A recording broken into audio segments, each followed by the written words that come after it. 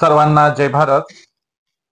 मातृसत्ताक स्त्रीसत्ताक परंपरेचा धुंडोळा घेताना नवरात्र उत्सवाच्या ह्या एकूण सिरीज मध्ये आपण विविध भागांमध्ये काही महत्वाची माहिती पाहतो आहोत. नवरात्र उत्सव हा प्रचंड प्राचीन पुरातन सण असल्याचं आपण चर्चा केली आहे. या नवरात्र उत्सवाच्या पार्श्वभूमीवर अनेक देवी देवता ज्या पूर्वीला राज्य करणाऱ्या कर्तृत्वान स्त्रिया होत्या, ह्यांचा देखील आपण धुंडोळा धांडोळा घेतो आहोत. त्याचबरोबरीला एकूण ह्या सगळ्या महाराष्ट्राची जडणघडण लोकपरंपरेत कुणाकुणाला महत्वाचं स्थान आहे, या लोकपरंपरेमधली वाद्य कला ह्या सगळ्या गोष्टींचा आपण विचार करतो आहोत. आज आपण एक अत्यंत महत्वाच्या विषयावर या नवरात्र उत्सवाच्या सिरीज मध्ये बोलतो आहोत. यामध्ये आपण पाहणार आहोत स्त्रीवादी शिव्यांचा धुंडोळा किंवा स्त्रीवादी शिव्यांमध्ये कसा इतिहास दडलेला आहे. खर तर आपल्या अवतीभोवती सर्वात जास्त शिव्या ह्या स्त्रियांवरून आहेत. जवळपास एकूण शिव्यांमध्ये जास्तीत जास्त शिव्या म्हणजे राग व्यक्त करण्यासाठी, द्वेष व्यक्त करण्यासाठी आणि एखादी गोष्ट आपल्याला असह्य झाली तर आपण ती शिवीमधून व्यक्त करतो. आणि म्हणून शिव्यांचा हा शोध आपल्याला घ्यायचा आहे. या शिव्या कशा आल्या, कुठून आल्या, त्याचा एकूण काय इतिहास आहे ते आपल्याला सगळं बघायचंय. आणि म्हणून ह्या ज्या स्त्रियांवरून शिव्या दिल्या जातात त्याच्यामध्ये काही इतिहासाचे पुरावे आहेत, इतिहासाचे तथ्यांश आहेत. एका पिढीकडून दुसऱ्या पिढीकडे ह्या आलेल्या शिव्या प्राचीन पुरातन मातृसत्ताक स्त्रीसत्ताक परंपरेच्या जवळ जाणाऱ्या आहेत. म्हणजे अगोदर मातृसत्ता स्त्रीसत्ता होती आणि नंतर पितृसत्ता आली. पितृसत्तेमध्ये पुढे हळूहळू स्त्रियांच्या अनेक परंपरांना, उत्सवांना हीनत्वदर्शक बघायला सुरुवात झाली.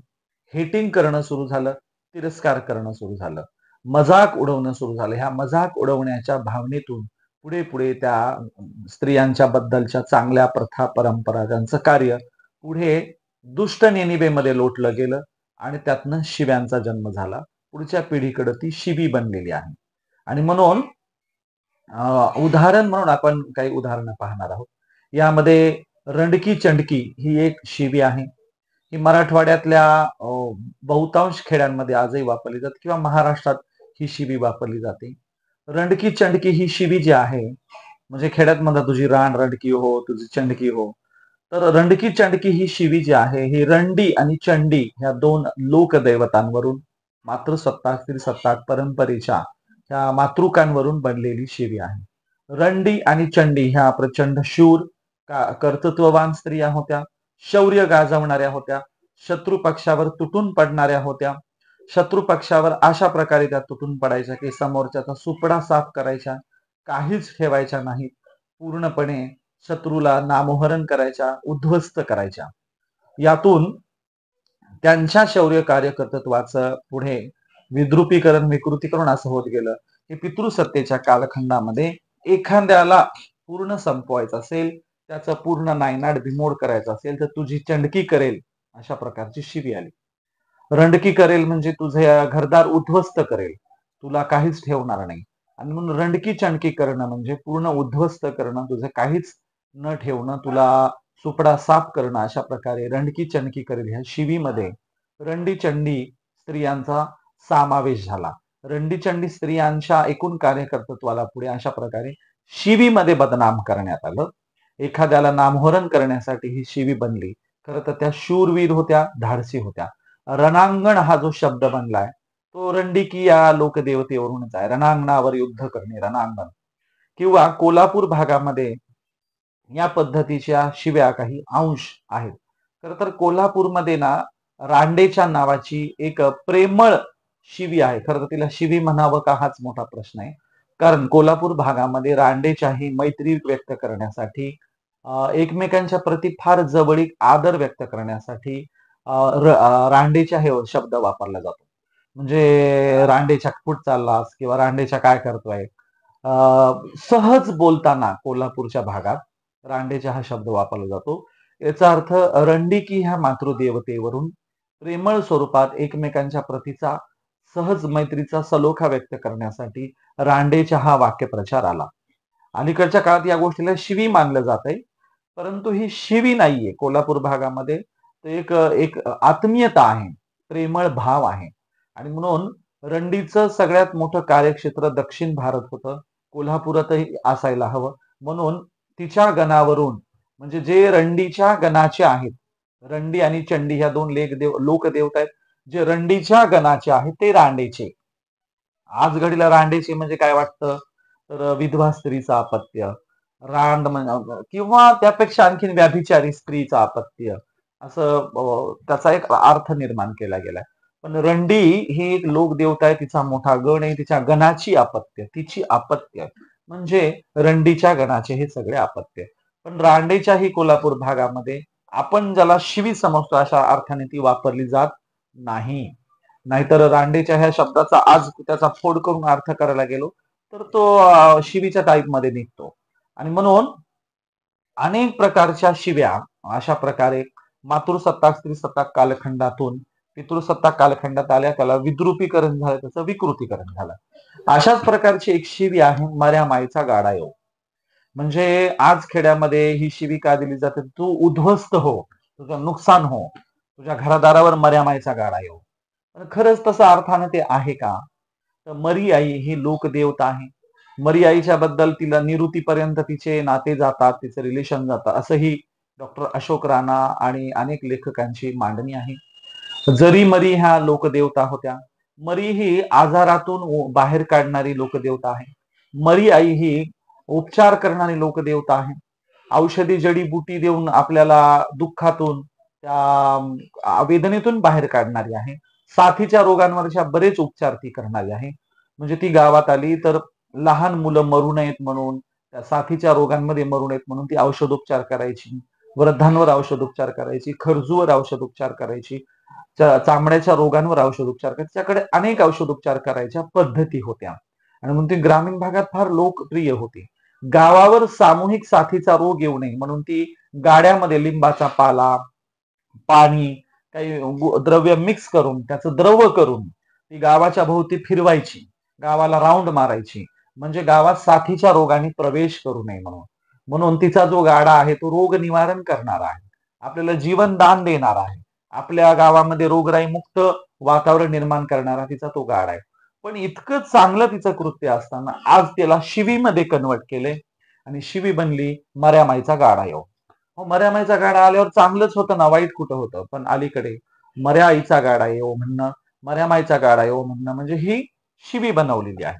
अगदी याच पद्धतीने कुलटा ही एक शिवी आहे.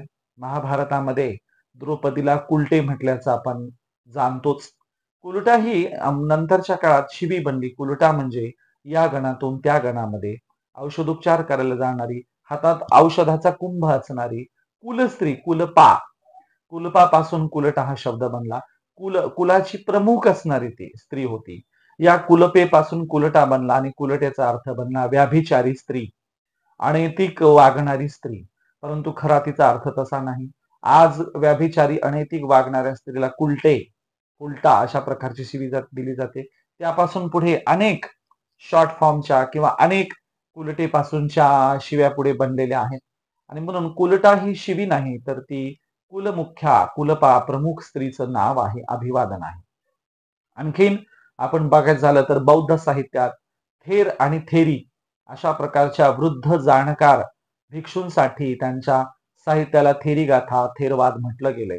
आणि म्हणून वृद्ध भिक्षूंच्या, ज्ञान संपन्न भिक्षूंच्या साठी थेर आणि थेरी हे शब्द होते. त्याचा विरुद्ध अर्थाने अलीकडे ब्राह्मणी छावणीने, पितृसत्ताक छावणीने त्याला थेरडा आणि थेरडी या स्वरूपात कन्व्हर्ट केलेला आहे. उस्मानाबाद आजच्या धाराशिव जिल्ह्यामध्ये तेर नावाचं गाव आहे. तेर हे प्रचंड मोठं व्यापारी केंद्र होतं. ते बौद्धांचं एक मोठं केंद्र राहिलेलं आहे. त्याचं खरं नाव थेर होतं, थेर. म्हणून भिक्षूंच्या नावावरून भिक्षू तिथे राहत असावे, डिबेट करत असावे आणि म्हणून थेर भिक्षूंच्या एकूण त्या अभिवचनावरून, नावावरून, विशेषणावरून तेर नाव पडलेलं आहे. आणि म्हणून थेर आणि थेरी या महाविद्वान स्त्री आणि पुरुष भिक्षू आणि भिक्षुण्या होत्या. गाथांचं पाठन करणाऱ्या, प्रवचन करणाऱ्या, तथागताचा विचार सांगणाऱ्या त्या थेरी होत्या, थेर होते. म्हणून थेरडा आणि थेरडी अशा प्रकारे विकृत, त्यांचा प्रति अवहेलना करणारी शिवी बनलेली आहे. त्यांच्या प्रति अनादर भाव व्यक्त करणारी, तिरस्कार करणारी ही शिवी बनलेली आहे. अशा प्रकारे मातृसत्ताक स्त्रीसत्ताक समाज व्यवस्थेत अनेक चांगल्या गोष्टींना पुढच्या काळामध्ये शिव्यांच्या मध्ये कन्व्हर्ट करण्यात आलेला आहे. आणि मग ह्या सगळ्या ज्या शिव्या आहेत, आपण त्या शिव्यांचा शोध घेऊन जनतेपर्यंत नेलं पाहिजे. आपल्याही भागामध्ये अशा काही शिव्या असतील तर त्या आपण लोकांना सांगितल्या पाहिजे की या शिव्यांचा खरा अर्थ काय होतो. म्हणून आपल्याला अनेक गोष्टींच्या बद्दल यावर चर्चा करता येईल. त्यातल्या काही महत्वाच्या ज्या आपण शिव्यांवर लिखाण केलेलं आहे त्या आपण त्या बघतो आहोत. त्याच्यामध्ये आणखीन एक शिवी चर्चेला घ्यायची आपल्याला, की खेड्यामध्ये फिरणाऱ्या उन्हाळ पोरीला स्त्रीला भटक भवानी म्हणतात. ए भवानी कुठे निघाली, ए भवानी कुठे गेलती.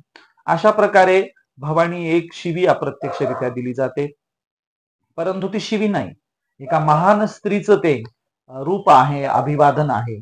म्हणजे तुळजापूरच्या मातेला भवानी हे विशेषण लावलं जातं. तुळजापूरची जी माता आहे तिला तुळजा भवानी असं म्हटलं जातं. किंवा अनेक लोक देवतांच्या नावापुढे मागे भवानी लावलं जातं. भवानी म्हणजे शूर स्त्री, न्यायनिवाडा करणारी, युद्धावर जाणारी आणि एकदम धाडसी स्त्री, सतत आपल्या गणावर लक्ष ठेवणारी फिरणारी स्त्री म्हणजे भवानी. परंतु आज भवानीचा अर्थ काय? उन्हाळ पोरींना किंवा उन्हाळ स्त्रियांना ए भवानी अशी शिवी दिली जाते. खर तर भवानी ही शिवी नाहीये, तर हे एक चांगलं विशेषण आहे. त्यानंतर आपण मर्यामाईचा गाडा बघितलं, रंडी चंडी बघितलं. संक्रांत कोसळणे असा एक वाक्यप्रचार अलीकडच्या काळात रूढ आहे. आमच्यावर संक्रांत कोसळली, अमुक अमुक व्यक्तीवर संक्रांत कोसळली. संक्रांत कोसळण्याचा अर्थ होतो वाईट झालं, उद्ध्वस्तीकरण झालं, नुकसान झालं. परंतु संक्रांत कोसळणे ही वाईट गोष्ट नव्हती पूर्वीला. संक्रांत येणे म्हणजे सुबत्ता येणे. देवी संक्रांतीला येते, सुबत्ता घेऊन येते, वाण घेऊन येते, एकमेकांना ती वाण वाटते, मौल्यवान वस्तू वाटत येते, फळ कंदमुळं वाटत येते, गणामध्ये रोगराई पसरू नये म्हणून गणांना औषधं वाटत येते. अशा प्रकारे गणांना जगवणारी, गणात फळेभाज्यांचं वाटप करणारी, फळेभाज्यांचा उत्सव करणारी ती देवी संक्रांत होऊन येते. आणि म्हणून संक्रांत होणे म्हणजे चांगली गोष्ट आहे. पण अलीकडे त्याला नेमकं विरुद्ध अर्थाने वापरतात. संक्रांत कोसळणे म्हणजे उद्ध्वस्त होणे, नुकसान होणे, अशा प्रकारे तो शब्द वापरला जातो. आणि म्हणून संक्रांत याबद्दल सुद्धा आपण व्यवस्थित समजून घेतलं पाहिजे. एक शिवी आहे गावगाड्यामध्ये, बाजार बसवी. बाजार बसवीचा अर्थ व्याभिचारिणी स्त्री, जी व्याभिचार करते, बाजार बसवते. परंतु बाजार बसवी अशा प्रकारची स्त्री शिवी खरंच आहे का? तर मातृसत्ताक स्त्री सत्ताक परंपरेमध्ये मेळे भरायचे, मेळावा भरायचा. आणि या मेळ्यामध्ये हे सगळे मेळे स्त्रियांचे असायचे. या मेळ्यामध्ये एकमेकांना मिळालेलं ज्ञान त्या एकमेकींशी वाटत असत. दंतेश्वरी दातावर शस्त्रक्रिया करणारी आहे, इतरांना ती त्याच्याबद्दलची माहिती द्यायची. फळेभाज्यांचा शोध लावणारी स्त्री फळेभाज्यांचा माहिती द्यायची. अशा मेळ्यामध्ये 64 योगिनी बसायच्या आणि त्या आपल्याला प्राप्त झालेलं ज्ञान सगळ्यांना द्यायच्या. स्त्रियांचे मेळे हे वनस्पतींच्या औषधींच्या आदान प्रदानासाठी देखील होते. मेळ्यामध्ये अनेक प्रकारच्या गोष्टी व्हायच्या. मेळे म्हणजे एक प्रकारचा तत्कालीन बाजार. बाजार हा खरं तर शब्द अलीकडच्या काळातला, एक मूळ शब्द आहे मेळा. मग ह्या मेळ्याचं पुढच्या काळात बाजार ह्या शब्दात कन्व्हर्टेशन झालं आणि बाजार बसवणे हा शब्द प्रयोग रूढ झाला. आजही बाजारात जा, माळव विकणाऱ्या, अनेक गोष्टी विकणाऱ्या स्त्रियाच तुम्हाला दिसतील. मुळात बाजार हे स्त्रियांचे होते. पुढे पुरुष, पितृसत्ताला पुरुष घुसले आणि म्हणून बाजार बसवी ही शिवी रूढ झाली. खरं तर बाजार बसवणारी, मेळा बसवणारी, मेळ्यामध्ये एकमेकांना मदत करणारी, औषधी वनस्पती देणारी ही गोष्ट चांगलीच आहे. बाजार बसवी ही तत्कालीन शब्द चांगला आहे, पण अलीकडे त्याला शिवीत कन्व्हर्ट केलंय. बाजार बसवी म्हणजे व्याभिचारिणी स्त्री, आगाऊ स्त्री. अशा प्रकारे अनेक शिव्यांमधून आपण हे सगळं बघतोय. कुलटेचं बघितलं, गणिका ही एक शिवी आहे. गणिका म्हणजे काय? गणाची प्रमुख हा तत्कालीन अर्थ आहे. गणाला जगवणारी, गणाची आद्यमाता, त्याचा अर्थ होतो गणिका. पण अलीकडे गणिका म्हणजे काय? व्याभिचारिणी स्त्री, किंवा अलीकडच्या काळात गणिका म्हणजे नृत्यांगणा, किंवा पैसे घेऊन कुणाकडे तरी जाणारी, अशा प्रकारचा तो अर्थ बदला. परंतु गणिका ही गणाची प्रमुख, गणाची नायिका या अर्थाने तो तत्कालीन शब्द होता. थेरडा थेरडी बद्दलही आपण आता थोडस पाहिलेलं आहे. अशा प्रकारे अनेक शिव्यांमधून, म्हणजे आपल्या अवतीभोवती अशा अनेक स्त्रियांवरूनच्या शिव्या आहेत, त्या आपण गोळा केल्या पाहिजे. त्याचा मूळ अर्थ शोधण्याचा प्रयत्न केला पाहिजे, मुळाकडे झालं पाहिजे. म्हणून पितृसत्तेनं स्त्री सत्तेचा उलटा सूड घेण्यासाठी, स्त्रियांची अवहेलना करण्यासाठी, स्त्रियांना दाबून टाकण्यासाठी या प्रकारच्या कुत्सित शिव्यांची निर्मिती केली. आजही दोन पुरुष नामोहरण होत नसतील तर त्यांच्या कौटुंबिक स्त्रियांवरून शिव्या दिल्या जातात. भांडणं पुरुषांची असतात, पण त्याची आयमाय काढली जाते. त्याच्या घरच्या स्त्रियांना व्याभिचारी शिव्यांमधून ठरवलं जातं आणि त्यातून पुरुष चिडतो. म्हणजे समोरच्या पुरुषाला तुम्ही काही म्हटलं तर तो इतर गोष्टीवर चिडणार नाही, पण त्याची आई बहीण आय माय काढली तर तो चिडतो आणि काहीही करायला तयार होतो. कारण त्याची सुद्धा नेणीव मातृसत्ता स्त्री सत्तेच्या प्रती आदराची असते. कुणाची आई बहीण काढल्यावर त्याला काय वाटेल हे काही सांगायची कल्पना करायची देखील गरज नाही. परंतु एखाद्या पुरुषाला नामोहरण करायचं असेल तर त्याच्यावरून शिव्या द्याव्यात.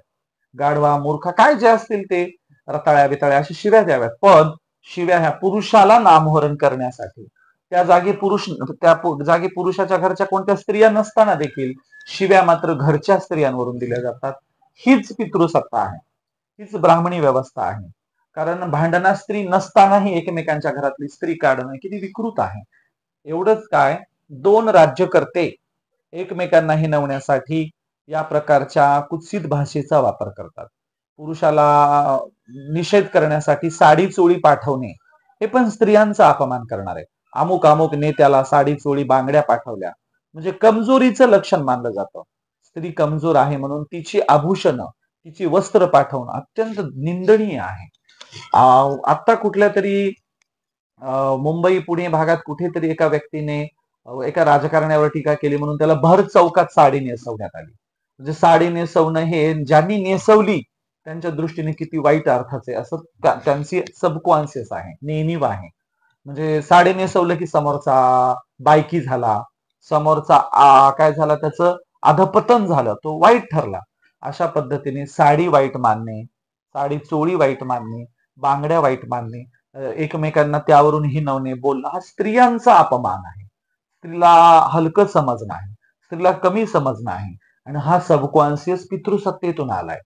आजही पुरुष चलता बोलता सहजरित्या स्त्रियांवरून शिव्या देतात आणि म्हणून अशा पद्धतीने अनेक प्रथा परंपरा ज्या आहेत स्त्रियांचा अपमान करतात, त्यांना कमी दाखवतात, त्यांच्या प्रती अवहेलना करतात. एकीकडे मातृसत्ता स्त्री सत्तेचा हा महान उत्सव लोकजागर नवरात्र उत्सव आपण करतो, दुसरीकडे छोट्या छोट्या गोष्टीतून स्त्रियांची अवहेलना करतो, बदनामी करतो, निंदा नालस्ती करतो, त्यांच्या प्रती आईला मायला रोज शिव्या वापरतो. आणि म्हणून या गोष्टीचा पुनर्विचार झाला पाहिजे, या गोष्टीचा विचार झाला पाहिजे. स्त्रियांवरून तर कधीही शिव्या देऊ नयेत. स्त्रीच्या कुठल्याही अवयवावरून स्त्रीवरून शिव्या देऊ नयेत. आणि म्हणून आपणही आज संकल्प करूया, नवरात्र उत्सवात हा संकल्प राहील, आयुष्यभर कधीही स्त्रियांवरून शिवी द्यायची नाही. जी सृजनाची जननी आहे, नवनिर्मितीची जननी आहे, जिनं विश्व जन्माला घातलं, जिनं मनुष्य संतती जन्माला घातली, जिने सुबत्ता जन्माला घातली, जिने शेती जन्माला घातली, कला जन्माला घातली, साहित्य जन्माला घातलं, या सगळ्यांच्या आद्य जननी प्रती आदरभाव व्यक्त करू आणि आजपासून शिव्या द्यायच्या नाहीत, स्त्रियांवरून शिव्या द्यायच्या नाहीत, हा आपण संकल्प करू. धन्यवाद.